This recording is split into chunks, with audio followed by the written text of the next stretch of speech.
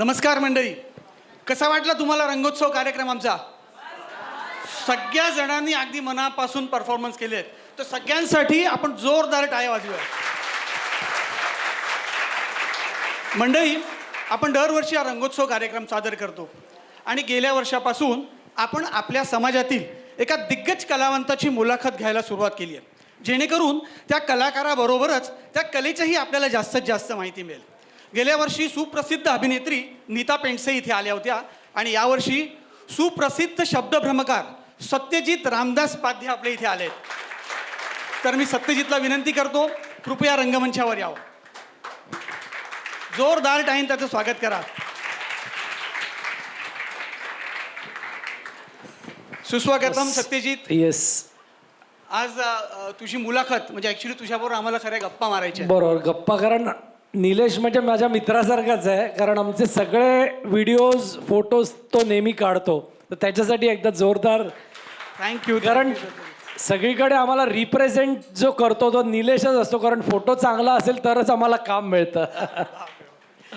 तर सत्यजित, शब्दभ्रम ह्या कलेतील तुमची तिसरी पिढी, म्हणजे पहिले तुझे आजोबा यशवंत पाध्ये, बरोबर, नंतर बाबा रामदास पाध्ये आणि आता तू. तर सर्वप्रथम आम्हाला शब्दभ्रम या कलेबद्दल थोडंसं सांगा. अर्थात शब्दभ्रम म्हणजे खूप जुनी कला आहे आणि आपल्याला शब्दभ्रमाचे रेफरन्सेस अथर्ववेदात सुद्धा सापडतात. तर शब्दभ्रम ह्याला इंग्रजी शब्द आहे व्हेंट्रिलॉक्विझम. हा लॅटिन शब्दापासून बनलेला आहे. व्हेंटर म्हणजे स्टमक म्हणजे पोट आणि लोक्यू मीन्स टू स्पीक म्हणजे बोलणे. पोटातून बोलण्याची कला हा त्याचा अर्थ आहे. पण जो शब्दभ्रमकार असतो तो पोटातून बोलत नसतो, पोटांच्या स्नायूंना प्रेशर देऊन आवाज काढतो, म्हणून त्याला पोटातून बोलण्याची कला असं म्हणतात. आणि अर्थात ही खूप पुरातन कला आहे, मी जसं सांगितलं. आणि त्या काळी आधी म्हणजे 1800 किंवा 1700 साली ही लोकांना फसवण्याकरिता वापरत असत. ही करमणुकीसाठी वापरत नसत कला. आपल्याला माहिती असेल किंवा त्या काळी असे भविष्य सांगणारे लोक असायचे आणि कवटी बोलायची, किंवा तर ती शब्दभ्रम कला असायची. किंवा त्या म्हणजे इंग्लंड अमेरिकेत सुद्धा लोकांना फसवण्याकरिता ही कला वापरत असत. पण पहिल्यांदी इंग्लंडमध्ये ही कला करमणुकीसाठी वापरली, म्हणून आपल्याला असं वाटतं की ही परदेशी कला आहे, पण ही मूळ भारतीय कलाच आहे. असं फारच छान. आता बोलक्या बाहुल्या म्हटलं की आमच्या डोळ्यासमोर लगेच उभे राहतात ते म्हणजे रामदास पाध्ये, अपर्णाताई आणि त्यांचा मोठा परिवार. म्हणजे त्यांच्या बोलक्या बाहुल्या अर्धवटराव, आवडाबाई, गंपू, त्याच्यानंतर ससोबा. तर मला सांग, तू लहान असल्यापासून या इतक्या बाहुल्यांच्या कुटुंबामध्ये तू वारलेस, म्हणजे इतकं मोठं कुटुंब आहे तुमचं. तर तुझं लहानपण म्हणजे बालपण कसं झालं इतक्या सगळ्या बाहुल्यांच्या बरोबर? अर्थात लहानपण खूप वेगळं होतं आणि खास होतं, कारण लहानपणापासून मी म्हणजे अगदी 2-3 वर्षापासून मी बाबांना बघायचो आणि पपेट बोलतात कशा मी उत्सुकता होती, म्हणून मी असंच विचारलं की कसं बोलतात. तर मला बाबा सांगायचे की बाबा हे असा आवाज काढायचा वगैरे. तर माझ्या काही मी बाबा बाहुल्या बनवत बसायचं, तर माझ्या पण मी पपेट्स थोड्या थोड्या डिझाईन करायला लागलो आणि उत्सुकता निर्माण झाली आधीपासून. मग मी बाबांबरोबर कार्यक्रम बघायला लागलो, विंगेतून बरेच कार्यक्रम बघितले आणि खूप आधीपासून इंटरेस्ट होता. पण असं म्हणजे मनात ठरवलं होतं की अर्थात ही कला मी ॲज अ हॉबी म्हणून मी नक्की घेणार, पण प्रोफेशन म्हणून घेणार की नाही मला माहिती नव्हतं. पण बाबांनी मला सांगितलं तू शिक्षण पूर्ण कर, मग तू ठरव. असं. मग तुला स्वतःला त्या बाहुलीबद्दल पहिल्यांदा बोलावंसं कधी वाटलं, किंवा तू तुझा पहिला परफॉर्मन्स कधी केलास आणि कुठे केलास? जो पहिला कार्यक्रम मी केला तो मी 7वीत असताना केला. 7th ग्रेडमध्ये साधारण 10-12 वर्षाचा होतो मी. आणि मला माझ्या क्लास टीचरनी सांगितलं की तू कार्यक्रम करशील का 5 मिनिटाचा. आणि त्याच्या आधीसुद्धा मी एक छोटासा रुमालाचा ससा असा करायचो आणि परफॉर्म करायचो. पण त्यांनी सांगितलं आता गॅदरिंग आहे, ॲन्युअल गॅदरिंग आहे, तर तू करशील का? तर मग मी बाबांना येऊन सांगितलं की असं असं आहे. तर बाबांनी सांगितलं तू बघ तुला काय करायचं आहे. तर बाबा पपेट डिझाईन करत बसायचं, म्हणून मी एक पिंक पॅन्थर जे कॅरेक्टर ते मी डिझाईन केलं. मग मी स्वतः परफॉर्म केलं आणि अर्थात सरप्राईज म्हणजे आई बाबाच चीफ गेस्ट होते. त्या कार्यक्रमाला आई बाबा चीफ गेस्ट. तर खूप छान झाला कार्यक्रम आणि थोडंसं चुका झाल्या. थोडंसं मी काहीतरी नीट पपेट बनवलं नव्हतं, त्याचा पाय वगैरे पडला असं तसं. मग नंतर बाबांनी फॉर्मल ट्रेनिंग थोडंसं दिलं, पण मी बघून बघून जास्त शिकलो. पण हा कार्यक्रम झाल्यानंतर मग मला बाबांनी सांगितलं की हे ट्रेनिंग ह्याला लागतं आणि ह्याला सगळ्यात महत्त्वाचं म्हणजे प्रॅक्टिस फार जरुरी आहे. म्हणजे जसं क्लासिकल सिंगिंगला जशी प्रॅक्टिस असते तशीच याला सुद्धा प्रॅक्टिस खूप गरजेची आहे. त्याच्याशिवाय आवाज नीट काढता येत नाही असं. बरोबर. तर तू लहानपणापासूनच हे कार्यक्रम सुरू केलेस, म्हणजे शाळा कॉलेजमध्ये असताना तू कार्यक्रम करायला सुरुवात केलीस. म्हणजे अर्थातच तू कॉलेजमध्ये तुझ्या मित्रांचा आणि विशेष म्हणजे मैत्रिणींचा अगदी लाडका मित्र असणार. तर मग तू कॉलेजमध्ये किंवा शाळेत असताना काय असे प्रँक वगैरे करत होतास? खूप आवाज. तसा मी काय फार प्रँकस्टर नव्हतो शाळेत, पण असं टीचर म्हणायचं रोल नंबर 5 असं पटकन बोलायचं, मग लोकांना अटेंडन्स त्याचा लागायचा असं होतं. तर मी थोडाफार असं प्रँक्स करायचो गंमत. म्हणजे तू शिक्षण पूर्ण केलंस, म्हणजे तू CA झालास, मग तरीसुद्धा तुला तुझं करिअर म्हणून हेच निवडावं असं का वाटलं? मला सगळ्यात महत्त्वाचा जो सल्ला माझ्या काकांनी दिला, राजेंद्र पाध्ये, त्यांनी मला सांगितलं तू शिक्षण पूर्ण कर. कारण अभ्यासात तसा मी बऱ्यापैकी चांगलं मला मार्क मिळायचे. कारण वडील सक्सेसफुल होतील तर तुम्ही सक्सेसफुल होणारच असं नसतं खरं सांगायचं तर. म्हणून एक बेसिक, माझ्या बाबांनी पण मेकॅनिकल इंजिनिअरिंग केलं VCTI मधून. 1965-66 साली ते इंजिनियर झाले आणि 1967 पासून त्यांनी कार्यक्रम सुरू. आता ते 49 वर्ष आता कार्यक्रम करतायत. तर त्यांना आत्ताच 1 मे 2026ला 49 वर्ष झाली. 67 साली त्यांनी पहिला कार्यक्रम केला. तर मला बाबांनी ही असा सल्ला दिला की तू शिक्षण पूर्ण कर, बरोबर, नंतर तू ठरव तुला काय करायचं. म्हणून मी BCom नंतर चार्टर्ड अकाउंटंटची परीक्षा दिली. कारण मी 12वी नंतर CAT आणि CET दिली होती, पण मला एवढा चांगला स्कोर नव्हता आला. आणि BCom नंतर चार्टर्ड अकाउंटन्सी करणं जरा कठीण असतं, कारण तुम्हाला माहिती आहे CA किती कठीण परीक्षा, लगेच पास होत नाही. पण मी सेकंड अटेम्प्टमध्ये पास झालो.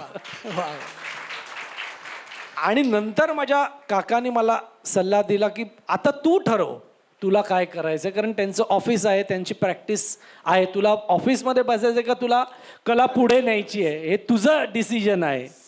आणि मला अजून एक सांगू इच्छितो की ॲक्च्युली CAच्या परीक्षेच्या 1 महिना आधी मला इंडियाज गॉट टॅलेंटमधून फोन आला होता. तर तेव्हा मी ती ऑडिशन दिली होती आणि नंतर मग माझा अभ्यास वगैरे सुरू केला होता असं. म्हणजे या कलेसाठी तुला परिश्रम तर खूप करायला लागले, कळलं का? आणि आजकाल प्रेक्षकांना सतत काहीतरी नवीन हवं असतं, म्हणजे काहीतरी नवीन हवंय. त्याप्रमाणे तुम्ही निश्चित तू तर करतोसच आहेस खूप. तर त्याच्यामध्ये तुम्ही एक मी जो कार्यक्रम बघितला होता तो म्हणजे तुम्ही आधुनिक तंत्राचा वापर करून एक फॅन्टास्टिक फॅन्टाझिया म्हणून एक भव्य मोठा शो सादर केला. तो UV पपेट्स त्याच्यामध्ये तू वापरल्यास. तर मग एवढा इतका मोठ्या प्रमाणातला शो करताना म्हणजे तुम्ही कसा काय तो केलात शो? आम्ही ॲक्च्युली आधीपासून म्हणजे बाबांनी जेव्हा दूरदर्शनवर सुरू केलं कार्यक्रम तेव्हा तुम्हाला माहिती असेल अर्धवटराव आवडाबाई शामू गंपू. अर्धवटराव आता 105 वर्षांचा झालेला आहे आणि ओरिजिनली अर्थात त्याची डॉक्युमेंटरी निलेशनीच बनवलेली आहे, यूट्यूबवर आहे, तुम्ही बघू शकता. पण 1916 आणि 17च्या मध्ये जो माझे आजोबा, म्हणजे तुम्हाला थोडीशी हिस्ट्री थोडासा मागे जाऊन, कारण त्यांनी विचारले शब्दपरंपरा कशी सुरू केली, मी थोडंसं डिटेलमध्ये सांगतो तुम्हाला परत, कारण बऱ्याच लोकांना माहिती नसतं. तर माझे आजोबा यशवंत केशव पाध्ये हे जादूगार होते आणि आमच्या घरी लाल PC सरकार वगैरे त्यावेळी यायचे. तर ते जादूचे कार्यक्रम करायचे आणि आमची पाध्ये बिल्डिंग तुम्हाला माहिती असेल अर्थात विजय पाध्ये आहेत त्यांना. तर आमची कबूतरखान्याला पाध्ये बिल्डिंग होती आणि ते कार्यक्रम करायचे आणि बिल्डिंग, आणि त्यावेळी ते कार्यक्रम ॲज अ हॉबी म्हणून करायचे, ते कार्यक्रमासाठी पैसे घ्यायचे नाहीत. तर फर्स्ट वर्ल्ड वॉर साधारण 1916 आणि 17च्या मध्ये त्यांनी एक सोल्जर, इंग्लंडमधून एक सोल्जर आला होता आणि त्यांनी शब्दभ्रमाचे तो कार्यक्रम करत होता. म्हणून त्यांना वाटलं की ही कला शब्दभ्रम कलेच्या थोडीशी जवळ जाणारी आहे, म्हणून त्यांनी इंग्लंडहून काही पुस्तकं मागवली. तिकडे त्या काळी डेव्हनपोर्ट नावाची एक कंपनी होती जी जादूचे म्हणजे मॅजिक प्रॉप्स आणि बाहुल्या म्हणजे वेंट्रिलॉक्विस्ट डमीज ते मॅन्युफॅक्चर करायचे. तर तिथून त्यांनी काही पुस्तकं मागवली आणि त्यांनी शब्दभ्रम ते शिकायला लागले आणि नंतर मग त्यांना वाटलं की बाहुली आपण मागवायला पाहिजे, म्हणून त्यांनी 2 होळीची सोंग अशी मागवली. चक्रम शास्त्री आणि दंडी काका अशी त्यांनी त्या काळची नावं होती आणि चक्रम शास्त्री हे त्यांनी नाव दिलं. मग चक्रम शास्त्रीचं त्यांनी अर्धवट नाव दिलं आणि त्याला अर्धवटराव असं नाव दिलं. म्हणून अर्धवटराव त्या काळी ते मास्कच्या साह्याने करायचे. आणि नंतर थोड्याशा जसं त्यांनी कार्यक्रम सुरू केले त्यांना वाटलं नाही आपण जसं त्या इंग्लंडच्या माणसांनी पूर्णाकृती बाहुली केली तशी आपण पूर्णाकृती बाहुली तयार आपण आणायला पाहिजे, म्हणून त्यांनी अर्धवटराव जो आहे तो डेव्हनपोर्ट कंपनीकडून 1920-21 साली त्यांनी मागवला आणि मग तो त्यांनी सुरू केला. त्याच्यानंतर अर्थात आय थिंक 1967ला ते माझे आजोबा गेले आणि त्याच्यानंतर मग बाबांकडे फक्त अर्धवटराव, आवडाबाई, शामू गंपू असे 4 कॅरेक्टर्स होते.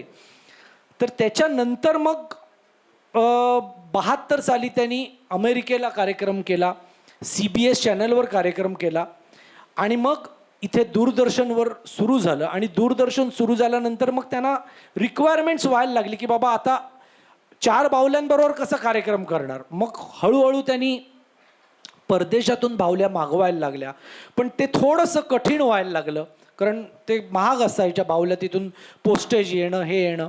मग हळूहळू ते मेकॅनिकल इंजिनियर असल्यामुळे हळूहळू बाहुल्या बनवायला लागले.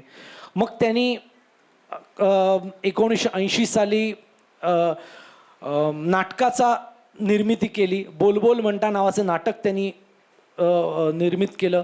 त्याच्यानंतर 93 साली एक गुड नाईट बेबी डायनो नावाचा एक कार्यक्रम आम्ही केला, त्याच्यात सुद्धा UV लाईट होत्या. तर तेव्हापासून बाहुल्या बनवण्याचं फुल फ्लेज काम त्यांनी सुरू केलं आणि नंतर फॅन्टेझिया फॅन्टॅस्टिक नावाचा आम्ही कार्यक्रम केला, त्याच्यात 200हून अधिक बाहुल्या बाबांनी सिंगल हँडेडली बनवलेल्या आहेत. तर आय थिंक बाबांची ही फेज आय थिंक तुम्हाला फक्त अर्धवटराव, आवडाबाई, तात्या विंचू, ससोबा हे माहिती आहे, पण बाबांनी खूप एक्सटेन्सिव्हली बाहुल्या बनवण्याचं खूप एक्सटेन्सिव्हली काम केलेलं आहे. आणि अशा या नाटकांमधून किंवा जाहिरातींमधून बाबांचं मेकॅनिकल इंजिनिअरिंगचं ज्ञान त्यांनी बाहुल्यांमध्ये वापरून त्यांनी बाहुल्यांची निर्मिती केली, म्हणून आज आमच्याकडे जवळजवळ 2500हून जास्त बाहुले आहेत. Yes yes yes. म्हणजे मी ह्या शोचा थोडंसं जरा जास्त बोललो, पण नाही हरकत नाही. या शोचा उल्लेख मी अशासाठी केला की कोणी पाहिला असेल तुमच्यापैकी, शो मला माहीत नाही, पण जर हा शो बघितला असता तर लिटरली तुम्हाला असं वाटतं की आपण समुद्राच्या आतमध्ये बसलोत आणि समुद्रातली सगळी पात्र बघतोय. म्हणजे इतके सुंदर सुंदर मासे आणि त्याच्यातले जे म्हणजे समुद्रामधले सगळंच, आणि मोठा एक तो किती मोठा साप म्हणजे ॲनाकोंडा होता. तर जवळजवळ 12 फुटाचा आम्ही ॲनाकोंडा पपेट डिझाईन केलं होतं. आणि एक खास याच्यामधली एक एक्सपेरिमेंट म्हणजे जसं ॲनिमेशन फिल्म्सला जे बॉलिवूड म्हणजे सेलिब्रिटीज व्हॉइस ओव्हर देतात, तसं आमच्या या नाटकाला अनेक दिग्गज कलाकारांनी व्हॉइस ओव्हर दिले होते. अख्खं नाटक रेकॉर्डेड होतं आणि जो त्याचं नाव फॅन्टेझिया फॅन्टॅस्टिक, लिटल मरमेडची जी स्टोरी होती आणि त्याचं दिग्दर्शन भरत दाभोळकरनी केलं होतं.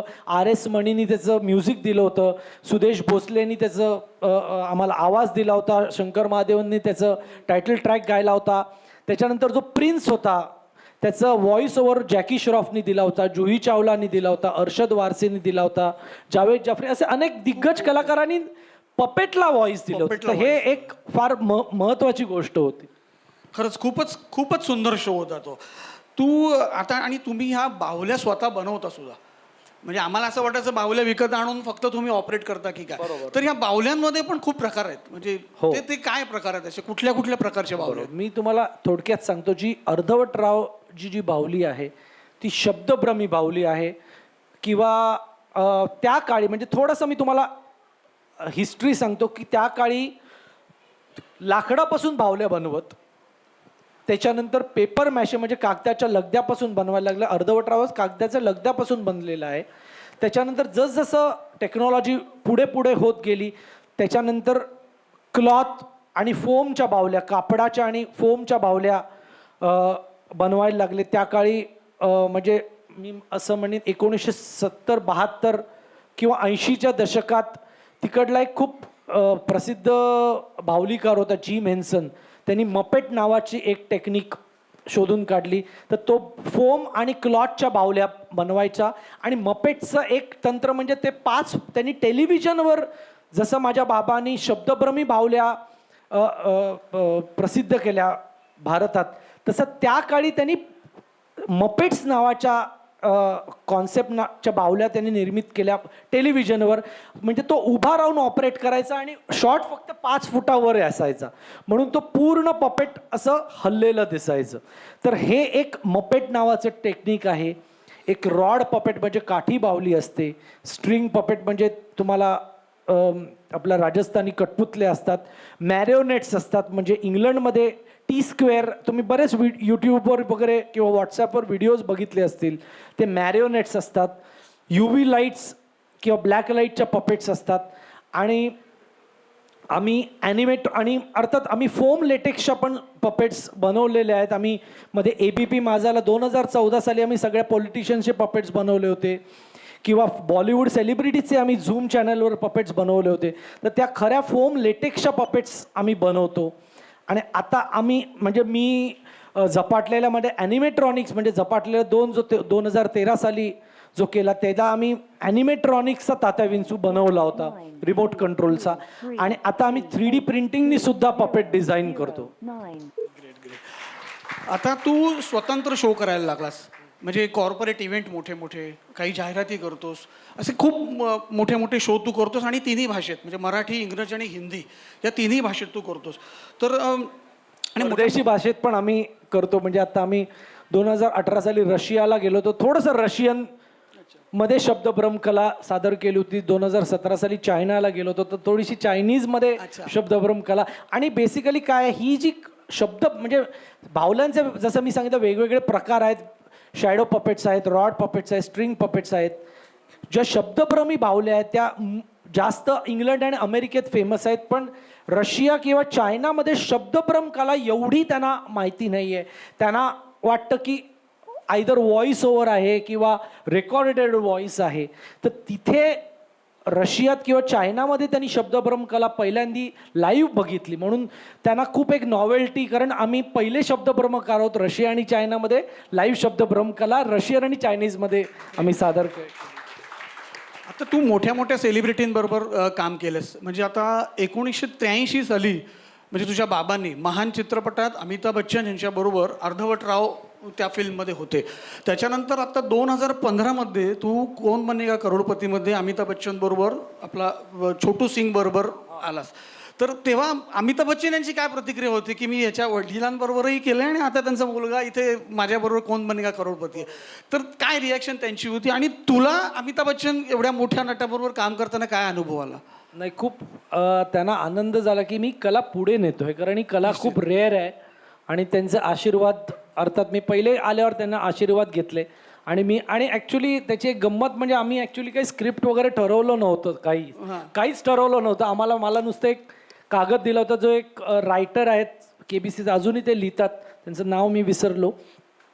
तर त्यांनी मला एक बेसिक स्क्रिप्ट दिलं आणि मी काही जोक्स तयार केले होते. आम्ही थोडंसं एक 2 मिनटं रिहर्स केलं आणि लगेच चला शॉट.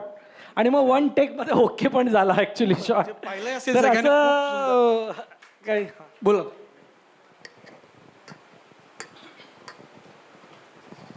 नमस्कार, मी जरा मध्ये डिस्टर्ब करतोय. नाही. सत्यजितनी एक गोष्ट सांगितलेली नाही जी मला माहिती आहे. मेर्लिन मनरो ही जगातली सर्वात सुंदर अभिनेत्री. तिची 100 जेव्हा झाली शताब्दी, तेव्हा अमेरिकेने जगातल्या अनेक शब्दभ्रमकांकडनं अर्ज मागवले किंवा आम्हाला तिची बाहुली करायची आहे आणि शब्दभ्रम कलेमध्ये तिला बोलतं करायचं आहे. जवळपास 100च्या वरती लोकांनी अर्ज केले. शॉर्टलिस्टमध्ये 11 जण राहिले. त्या 11मध्ये रामदास पाध्ये होते आणि शेवटी ते काम रामदास पाध्येंना मिळालं आणि अमेरिकन गव्हर्नमेंटनी रामदास पाध्येंना जायचं आहे तर तिकीट देऊन अमेरिकेमध्ये त्यांची जन्मशताब्दी तो कार्यक्रम त्यांना साजरा करायला लावला. ती बाहुली मी अनेक वेळा बघितलेली आहे. हा निश्चित आपला आंतरराष्ट्रीय गौरव आहे आणि तो रामदास पाध्येंना मिळाला आहे, हे महत्त्वाचं आहे. थँक्यू. तर त्याची सुद्धा एक म्हणजे का सिलेक्ट म्हणजे का आपल्याला मिळतं काम किंवा का आपल्याला सिलेक्ट करतात त्याचं कारण असं आहे की माझे बाबा शब्दभ्रमकार सुद्धा आहेत, बाहुलीकार सुद्धा आणि पपेट डिझाईन सुद्धा करतात. तर तिन्ही गोष्टी आम्ही त्या काळी अर्थात ही तर बाबांची विजन आहे, माझी काही विजन नाही आहे. हे त्यांचं एक थिंकिंग होतं किंवा माझ्या काकांचं थिंकिंग होतं की जर तुम्ही आणि 1967 साली जेव्हा बाबा इथे आले ते मेटल बॉक्समध्ये जॉब करायचे, तर तो मेटल बॉक्सचा जॉब सोडून त्यांनी खूप मोठी रिस्क घेऊन हा पूर्णपणे व्यवसाय म्हणून ॲक्सेप्ट केला. तर ती एक मोठी रिस्क होती. म्हणून त्यावेळी त्यांनी ठरवलं की आपण मराठी जरी असलो तरी आपण मराठी नुसतं करायचं नाही, आपण इंग्रजी सुद्धा हा कार्यक्रम करायचे, हिंदीत सुद्धा कार्यक्रम करायचे आणि it is our bread and butter. तर हा व्यवसाय कसा वाढवता येईल म्हणून त्यांनी पपेट डिझायनिंग शिकले. त्या काळी मधुलाल मास्टर नावाचे बाहुलीकार होते. माझ्या आजोबांनी त्यावेळी काही स्ट्रिंग पपेट्स कशा ऑपरेट होतात त्या काळी त्यांना शिकवलं. म्हणून बाबांनी सगळे प्रकारचे बाहुल्या शिकल्या आणि त्या काळी अर्थात तिथून खूप पुस्तकं मागवली आणि म्हणून त्यामुळे हे सगळं शक्य झालं. आणि मला स्वतःला क्रेडिट देत नाही, जे काही काम केलं ते माझ्या बाबांनी काम केलंय. तू सेलिब्रिटींबरोबर आमिर खान याच्याबरोबर पण तू त्याच्या पाणी फाउंडेशनसाठी मोठा शो केलास. त्याच्यानंतर त्याच्याबरोबर तू जाहिरातीसुद्धा केल्यास. तर त्याच्याबरोबरचं कसं काय होतं तुझं काम करण्याची पद्धत वगैरे? अर्थात आम्ही अनेक सेलिब्रिटींबरोबर काम केलं, पण मला सगळ्यात म्हणजे आपण नुसतं सेलिब्रिटी म्हणतो, पण मला सगळ्यात महत्त्वाचं का वाटतं सेलिब्रिटीबरोबर काम का करावं किंवा काय करायला पाहिजे, की त्यामुळे ही जी कला आहे ती लोकांच्या नजरेत येते. अरे यार आमिर खान बरोबर अरे काय करतोय, तर ही कला त्यामुळे लोकांपर्यंत पोहोचते. म्हणून मला खूप आनंद होतो की जर कुठल्याही सेलिब्रिटी बरोबर आपण काम करतो तेव्हा ती कला लोकांपुढे पोहोचते. तर जसं मला निलेशने विचारलं की काय एक्सपिरियन्स होता, आम्ही 2008 साली आमिर खान बरोबर एक जाहिरात केली होती टाटा स्कायची आणि तेव्हा Tata sky Tata sky launch तेव्हा होता, लॉन्च झाला होता पण त्याला काही सर्व्हिसेस त्यांना लॉन्च करायचे होते. तर त्या एजन्सीची म्हणजे ONMची कॉन्सेप्ट अशी टी व्ही आपके इशारों पर नाचता है म्हणून असं त्याची कॉन्सेप्ट होती. म्हणून त्यांनी टी व्हीचं पपेट बनवलं होतं आणि त्यावेळी तो टाटा स्कायचा जो आत्ता आपण रिमोट बघतो गाईड वगैरे सगळे जे फीचर्स आत्ता आहेत ते त्यांनी तेव्हा लॉन्च केले होते. तेव्हा सॅटेलाईट टेलिव्हिजन नवीन होता. तर म्हणून टेलिव्हिजन आपके इशारों पर नाचता है असं त्याची कॉन्सेप्ट होती. म्हणून त्यांनी व्हेंट्रिलॉक्विस्टचा फॉर्मॅट केला होता आणि त्यांनी आमिर खाननी माझ्या बाबांचा जो दूरदर्शनचा जो गेटअप होता तो त्यांनी केला होता. आणि त्यावेळी बाबांनी तर त्याला थोडंसं ट्रेनिंग दिलं होतं, त्याला बेसिकली ट्रेन करायचं होतं. बाबांनी मागून ऑपरेट केलं होतं पण त्याला एक हावभाव एक बेसिक मॅनरिझम शब्दभ्रमाचे जो बेसिक गिव्ह अँड टेक असतो ॲक्टर, कारण शब्दभ्रमकार शेवटी एक ॲक्टरसुद्धा असतो. तर तो एक गिव्ह अँड टेक कसा करायचा ते आम्ही त्याला ट्रेनिंग दिलं, मी सुद्धा ट्रेनिंग दिलं आणि खूप मजा आली त्याच्याबरोबर काम करायचं. कारण तो जाहिरात छोटी असले तरी तो त्याला परफेक्शनिस्ट आहे. तो 8 ते 10 दिवस आधी आमच्याकडून एक बाहुली त्यांनी मागवली, मग त्यांनी प्रॅक्टिस केली आरशासमोर आणि मग त्यांनी म्हणजे 45 सेकंडची फक्त जाहिरात होती पण त्यांनी तेवढा रियाज केला, तेवढी प्रॅक्टिस केली. तर त्याच्याकडून अर्थात एक गोष्ट शिकायला मिळेल की कुठलाही कार्यक्रम मोठा किंवा छोटा आपण समजायचा नाही. आज इथे पण मी यायच्या आधी माझ्या मनात एक आपण विचार करतो की बाबा काय आहे, किती माणसं आहेत, काय आहे. तर मी असे प्रश्न विचारत असतो निलेशला की बाबा किती वेळ करायचं आहे, काय आहे. तर त्याप्रमाणे आपण थोडं प्लॅन करत असतो, म्हणून आपण थोडेफार आम्ही सक्सेसफुल होतो. निश्चित. आता तू जे म्हणालास की ॲक्शन आणि रिॲक्शन याच्याबद्दल म्हणजे ती खरी गोष्ट आहे की बावल्यांबरोबर नुसतं बोलून उपयोग नाही, तर त्याच्याबरोबर action reaction give and take हे हवंच आहे. तर याच्यातला मला तुझं खूप आवडलेला किस्सा मी सांगतो की इंडियाज गॉट टॅलेंट हा याच्यामध्ये यांनी भाग घेतला होता आणि शेखर कपूर त्याचे हे होते म्हणजे. तर त्यावेळेस आपलं छोटू सिंगला यांनी घेऊन घेतलं होतं आणि ह्याचा ॲक्ट झाल्यानंतर शेखर कपूर म्हणाले की सत्यजित मुझे आपका ॲक्ट बहुत अच्छा लगा, आपका स्क्रिप्ट भी बहुत अच्छा है. आणि जो हा व्हेंट्रिलॉक्विझम हा शब्द बोलतोय सारखा, तर ते शेखर कपूर थोडेसे अडखलं की आप जो कर रहे क्या व्हेंट्रिलॉक्विझम. म्हणजे त्याने विचारलं सत्यजितला की काय उच्चार आहे, पण सत्यजितने स्वतः उत्तर नाही देता त्यांनी त्या छोटू सिंगनी उत्तर दिलं व्हेंट्रिलॉक्विझम करून. तर तो जो एक पटकन म्हणजे प्रसंगावधान राखून तर ते जास्त भावलं आणि खरंच त्याला टाळ्या पडल्या आणि शेखर कपूरांनी तर त्याचं निश्चित कौतुक केलंच. तर हे जे तुमचं गिव्ह अँड टेक आहे ते खरंच कमालीचं आहे, त्याच्याबद्दल काही हेच नाही. आता मला ॲक्च्युली बरेच म्हणजे मी थोडंसं ऑफ द टॉपिक जातो की आपल्याला नेहमी एक प्रश्न पडतो की कलाकार का नाहीत या ह्याच्यात, का कलाकार नाही आहेत. तर काय आहे की ते तेवढा रियाज करत नाहीत. म्हणजे मला बाबांनी हेही सांगितलं, मी जेव्हा सुरू केलं माझं कार्यक्रम तेव्हा मी अगदी छोटे कार्यक्रम केलेले आहेत. म्हणजे अगदी छोट्या बर्थडे पार्टीमध्ये 300 रुपयात मी जाऊन कार्यक्रम केलेले आहेत. हळूहळू मी पैसे वाढवले, पण बाबांनी सांगितलं तू नुसते कार्यक्रम कर आणि ते फार गरजेचं असतं. मला आधी बाबांनी ट्रेनिंग दिलं आणि त्याच्यानंतर मी आधी 2 मिनिटाचा, 5 मिनिटाचा, 10 मिनिटाचा कार्यक्रम करायचो. अगदी लहान कार्यक्रम करून मी हळूहळू मोठा झालेलो आहे, असं काही एकदम नाही. म्हणून बाबांनी सांगितलं तू छोटे कार्यक्रम कर, ट्रेनिंग घे, मगच तुला नीट कार्यक्रम करता येतील. आणि मी जेव्हा मोठ्या मंचावर किंवा इंडियाज गॉट टॅलेंट किंवा अशा मंचावर मी जेव्हा गेलो तेव्हा मी त्या मनाने तयार होतो. म्हणजे अमिताभ बच्चन बरोबर पण कार्यक्रम करताना थोडीशी हे बघा, कलाकाराला कुठलाही कार्यक्रम, आता इथे पण मी आज कार्यक्रम करतोय तर थोडीशी एक धाकधूक असते, पण तुम्हाला एक अमिताभ बच्चन एकदम घाबरून मी गेलो नाही, कारण मला माहिती होतं की मी करू शकतो. तर हा एक फार महत्त्वाचा मुद्दा आहे की रियाज करणं. आम्हाला अनेक फोन येतात की आम्हाला पपेट पाहिजे, तुमच्याकडे आहेत का, मला कार्यक्रम करायचे आहेत, आम्हाला बर्थडे पार्टीजला कार्यक्रम करायचे आहेत. मी त्यांना प्रश्न विचारतो तुम्ही ही कला शिकलाय का. नाही, आम्हाला येते, मी थोडंसं बघून शिकतो. तर हे लोकांना कळत नाही, म्हणून आम्ही वर्कशॉपसुद्धा घेतो. आता जेव्हा बाबांनी सुरुवात केली तेव्हा एवढे कलाकार नव्हते, पण आज तुम्ही जर इंस्टाग्राम ओपन केलं, यूट्यूब ओपन केलं तर अनेक शब्दप्रमकार तुम्हाला दिसतील. ते खूप चांगले करतात, त्यांचे बरेच फॉलोअर्ससुद्धा असतात, पण कला थोडीशी एकच पद्धतीने सादर करणं म्हणजे ती कला वाढवणं नाही आहे.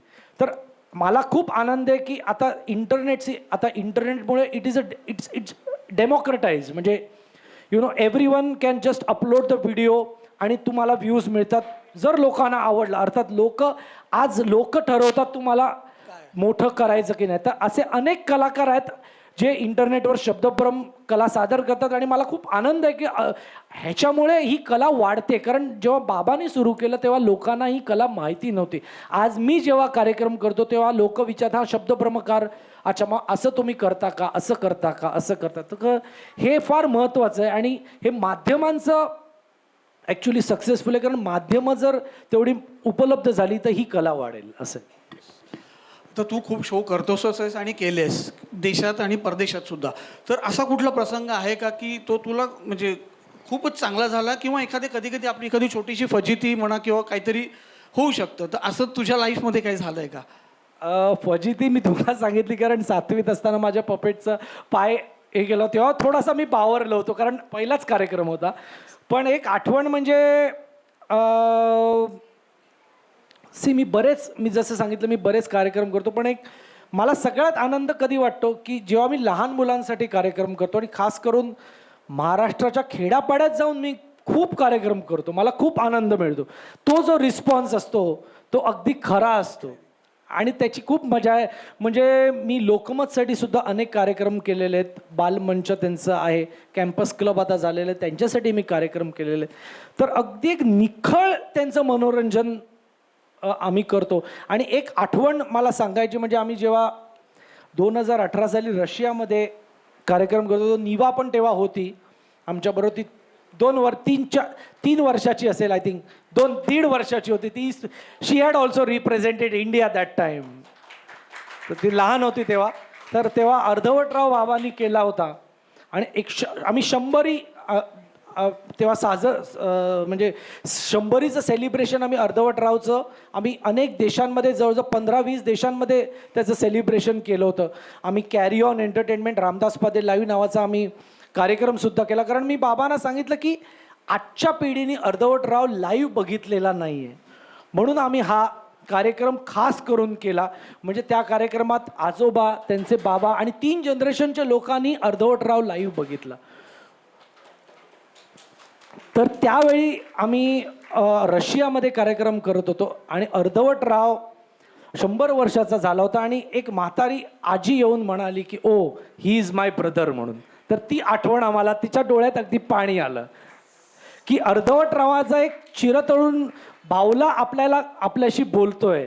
तर ते एक इन्स्पिरेशन त्यांना वाटलं, म्हणून तो खूप एक वेगळा एक्सपिरियन्स होता. म्हणजे आता आईबाबांच्या बरोबर तू खूप शो केलेस, तर हल्ली म्हणजे काही वर्षापासून आम्हाला असं दिसायला लागलं की तुला साथ देण्यासाठी म्हणजे तुझ्या शोमध्ये तुझी अर्धांगिनी म्हणजे रुजुता पण त्याच्यात पार्टिसिपेट करते. तर तिच्याबद्दल काय सांगशील? म्हणजे ती स्वतःहून तुला पार्टिसिपेट करायला लागली का की तू लग्नाच्या वेळेस तिला अट घातलेलीस की?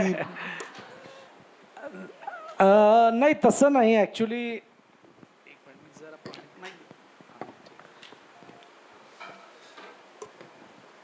तसं काही, तिचा बेसिकली तिची बॅकग्राऊंड अशी होती की ती चांगली पेंटर आहे, तिचे ड्रॉइंग खूप चांगलं आहे, तिला आर्टमध्ये इंटरेस्ट होता आणि आमचं अरेंज मॅरेजच आहे. तर तिला एक क्रिएटिव्ह याच्यामध्ये कोणतरी असं म्हणजे रेग्युलर 9 to 5 जॉब करणारा कोणी नको होता. आणि तिला आवड होती कला, आणि नुसती ड्रॉइंगमध्ये नाही, तिला क्राफ्टची आवड आहे. तर ती आमच्या वर्कशॉपमध्ये येऊन पपेटसुद्धा डिझाईन करते. तर तिला थोडीशी डान्सची सुद्धा आवड आहे. तर म्हणून तिला स्वतःहून एक मे बी ती ॲक्च्युली ती नेहमी मला म्हणते की मी पडद्यामागची कलाकार आहे, कारण तिचे ड्रॉइंग वगैरे खूप छान आहे. पण आम्ही जेव्हा कॅरी ऑनचा कार्यक्रम केला तेव्हा ती एक स्वतंत्र ॲक्ट करायची आणि आमचा एक 5 जणांचा सुद्धा ॲक्ट होता. तर त्याच्यामुळे तिला एक खूप आनंद मिळायचा. आणि आता आम्ही मी आणि रुजुता आम्ही वर्कशॉपसुद्धा कंडक्ट करतो. लहान मुलांसाठी कला शिकवायचे वर्कशॉप करतो. आणि आत्ता नुकताच आम्ही म्हणजे मागच्या वर्षी 2025 साली आम्ही युरोपियन मराठी संमेलनात आम्ही कार्यक्रम मी आणि रुजुतानी केला. निवासुद्धा होती, निवासुद्धा तिने पहिल्यांदा तिथे कार्यक्रम केला लेस्टरला. तर एक कोणतरी सपोर्ट असणं फार गरजेचं असतं, घरचा माणूस असणं फार गरजेचं असतं, कारण ही कला वेगळी आहे आणि घरचा माणूसच आपलं काय जे ते समजू शकतो, कलाकाराचं मन. तर आता आपण शेवटाकडे येतोय, तर तू आपल्या ह्या सगळ्या लहान कलाकारांना वगैरे काय एक सल्ला देऊ इच्छितोस? अजून एक आय थिंक निलेश विसरला असेल, मी मागच्या वर्षी कोल्ड प्ले तुम्हाला माहिती असेल, तर मी कोल्ड प्ले मध्ये मला कार्यक्रम करण्याची संधी मिळाली. 5 कोल्ड प्ले नावाचा तुम्हाला क्रिस मार्टिन म्हणून सिंगर आहे, तर त्याच्यामध्ये जवळजवळ 5 कॉन्सर्ट्स मी केले मुंबई आणि अहमदाबादमध्ये. आणि तो जगभरात कोल्ड प्ले नावाचा खूप म्हणजे त्याला लाखो रुपयाची तिकीटं होती, कोल्ड प्लेची मिळतच नव्हती तिकीटं, पण मला ऑल ॲक्सेस पास होता आणि कोल्ड प्लेनी स्पेशली मला सिलेक्ट केलं होतं त्या कार्यक्रमासाठी. तर ते एक खूप स्पेशल होतं, कारण कोल्ड प्ले सारख्या कार्यक्रमात नुसतं मी कार्यक्रम करतोय असं मी 4 ठिकाणी जेव्हा सांगतो तेव्हा ते लोक अगदी हे होतात. म्हणजे अगदी मी आमिर खान किंवा आत्ता मी नुकतं अनिल कपूर बरोबर सुद्धा मी एक जाहिरात केली, तर त्याला पण वाटलं अरे तू कोल्ड प्ले बरोबर कार्यक्रम केला काय, म्हणजे तुला कसं सिलेक्ट केलं, असं त्यांना एक उत्सुकता असते. खूपच. आणि आता अनिल कपूर बरोबर सह्याद्री हॉस्पिटल आहे पुण्याचं, त्याच्यासाठी यांनी 8 फिल्म केल्या छोट्या छोट्या. तर त्याचं एडिटिंगचं तो काम करतोय मला, कारण आजकाल तुम्हाला माहिती आहे सगळा इंस्टाग्राम आणि यूट्यूबचा इतका जमाना आहे की तुमचं काम लोकांपुढे आम्ही असे अनेक कार्यक्रम करतो, पण ते काम लोकांपुढे येण्यासाठी इंस्टाग्रामवर वगैरे थोडं आम्हाला रील्स वगैरे बनवायला लागतात. तर व्हिडिओज हल्ले it's a content economy, it's a content creation. So content तुम्ही कंटेंट बॅकएंडला क्रिएट करता, पण लोकांपुढे तो कंटेंट यायला पाहिजे असं असतं. होणार होणार होणार होणार होणार. त्यात आता फक्त मी एक शेवटचं सांगतो, ते असं की आता सत्यजित सुरुवातीपासून म्हणतोय, कारण आम्ही दोघं खरंच खूप मित्र आहोत जुने, आणि त्यांच्या बाबांबरोबर आणि निलेश पहिल्यांदाच इंटरव्ह्यू घेतोय का होय, होय, कोणाचा, त्याच्यासाठी जोरदार टाळी. त्यांनी बरंच होमवर्क केलेलं. मी त्याला सांगितलं, तो मला विचारत होता की काय प्रश्न विचार, मी सांगितलं तू ठरव, आपण मित्रांसारखे गप्पा मारायच्या बस. त्यांनी मला काही मदत केली नाही याच्यामध्ये. तो म्हणतो तुला काय विचारायचं ते विचार.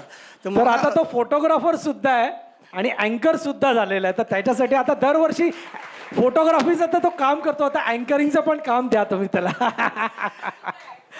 ऍक्टर सुद्धा आहे. तर त्यांनी जे माझं आणि संदीपचं, म्हणजे मी आणि संदीप आम्ही दोघं मिळून जवळजवळ गेली 20 वर्षापेक्षा जास्त झालीत की मी रामदास पाध्यांबरोबर आणि यांच्या पूर्ण फॅमिलीत, म्हणजे ऑलमोस्ट मी यांचा एक फॅमिली मेंबरच झालो आहे. पण ह्याच्याबद्दल मी आवर्जून असं सांगीन की मला रामदास पाध्यांचा मी प्रचंड फॅन होतो, म्हणजे शाळेत असल्यापासून. आणि अचानक मला एक दिवशी विजू काकांनी फोन केला आणि रामदास पाध्यांचं पहिलं काम त्यांनी मला मिळवून दिलं. त्याबद्दल मी जाहीररित्या त्यांचे आभार मानतो, कारण त्यानिमित्ताने माझी ओळख झाली आणि मग मी यांना सोडलंच नाही, पकडून ठेवलं यांना की त्यांची आजपर्यंत मी आम्ही काय. आणि तो अगदी हक्काने फोटो काढतो. मी असं म्हणजे कसं असतं फोटो किंवा एस्पेशली एडिटिंगचं वगैरे पण काम असतं की मी त्याला सांगतो, मग आम्ही दोघं बसतो आणि ते एक बॉन्डिंग फार गरजेचं असतं. म्हणजे एकमेकांचं मी एक सांगितल्यावर तो म्हणजे तुम्ही जर अर्धवटरावची 100ची डॉक्युमेंटरी बघा जाऊन, ती इतकी सुंदर बनवली. आम्ही ती डॉक्युमेंटरी, मला आय थिंक निलेशला माहितीसुद्धा असेल, पण ती डॉक्युमेंटरी आम्ही वर्ल्ड पपेट्री कार्निवल मलेशियामध्ये त्याला प्राईजसुद्धा मिळालेलं आहे. तर ती डॉक्युमेंटरी खूप छान बनवली आहे, तर त्याच्यासाठी टाळ्या वाजवा. Thank you very much. तर आता मला सांग, तू तरुण वयात खूप प्रसिद्धी मिळवलीस, तर तुला आता अशी कुठली इच्छा आहे की मला एक पुढे जाऊन असं करायचं आहे, असं काही तू ठरवलं आहेस, काही तुझं स्वप्न? असं काही स्वप्न नाही आहे, पण ही कला लोकांपर्यंत पोचावी ही जास्त कारण आजच्या डिजिटल एजमध्ये लोकांना माहिती नाही आहे ही कला. तर मी जास्तीत जास्त कार्यक्रम करतो आणि आजकाल म्हणजे गेले 2-3 वर्ष मी शाळांमध्ये खूप कार्यक्रम करतो. तर मला तो खूप एक आनंद मिळतो. आणि एक फुल फ्लेज जशी मपेट्स मूवी जशी होती तशी मपेट मूवीसारखी काढायची माझी इच्छा आहे. तर बघूया काय होतं. अजून बरेच म्हणजे असे अनेक आहेत. मला वॉटर पपेट्री मला करण्याची खूप इच्छा आहे. आत्ताच मी जस्ट व्हिएतनामला जाऊन आलो, तर तिथे वॉटर पपेट्री नावाचा एक प्रकार आहे. तर तसा पद्धतीचा काहीतरी एक शो मला इथल्या कुठल्या थीम पार्कमध्ये करता येईल, काहीतरी एक वेगळं चॅलेंज. तर असे अनेक प्रोजेक्ट्स आहेत, पण सगळ्यात महत्त्वाचं म्हणजे मला ही कलाचा प्रचार करायचा. म्हणून मी ही कला जाणून बुजून दरवर्षी मी वर्कशॉप घेतो आणि ही कला लोकांपर्यंत पोचवतो आणि नवीन कलाकार त्या निमित्ताने निर्माण व्हावेत, हे फार मला गरजेचं वाटतं. कारण एकटा माणूस ही कला पुढे नेऊ शकत नाही. जर अनेक कलाकार निर्माण झाले तरच एखादा कला प्रकार पुढे जातो, असं मला वाटतं. तर आता सगळ्यांना उत्सुकता आहे की तू आमच्यासमोर काहीतरी सादर करावंस. टाळ्या वाजवा. मराठी माणसांनी कंजूसी करायची नाही टाळ्या वाजवायला. बरोबर आहे. तर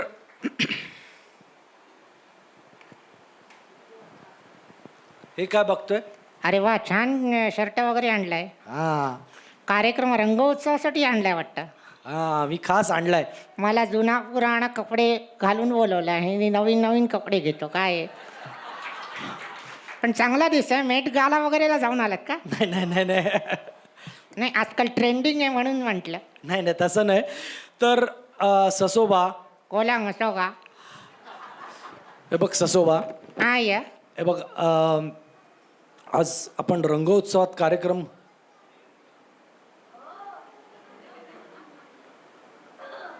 छान छान ऐकलं मी तुझं ऐकलं. शुभम करोती ऐकलं मी. तिच्यासाठी जोरदार टाळ्या. तर ससोबा हा ये सगळ्यांना गुड आफ्टरनून नमस्ते वगैरे म्हणणार का? म्हणणार हाँ. तर गुड आफ्टरनून, नमस्ते, आदाब, सत श्री अकाल, फिर मिलेंगे, गाय गाय गाय गाय गाय गाय. अरे ससोबा, हा डायलॉग तो शोच्या शेवटी यायला हवा. एक्साइटमेंट में गलती हो गई, एक्साइटमेंट में गलती हो गई. अच्छा अच्छा, काम डाऊन, शांत हो. ओ ए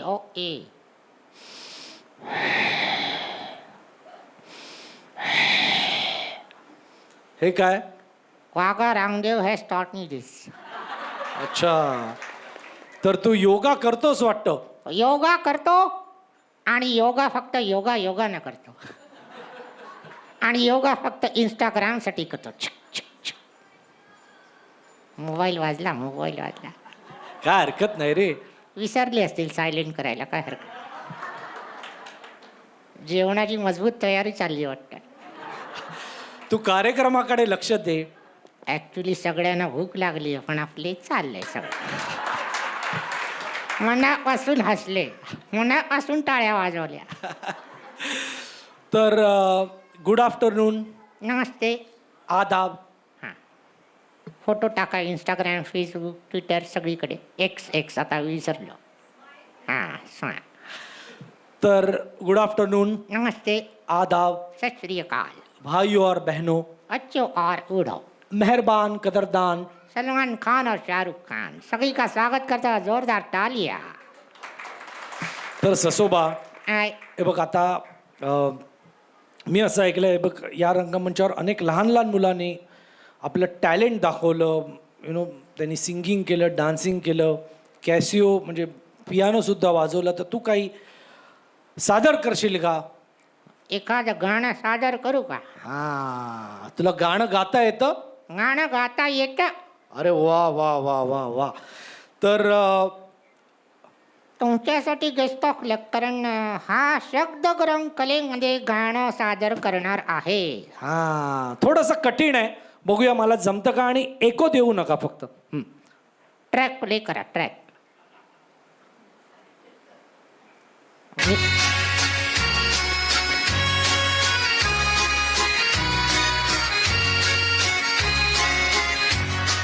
ऐ दिल है मुश्किल जीना यहाँ, जरा हटके जरा गटके यह गंगे मेरी जान.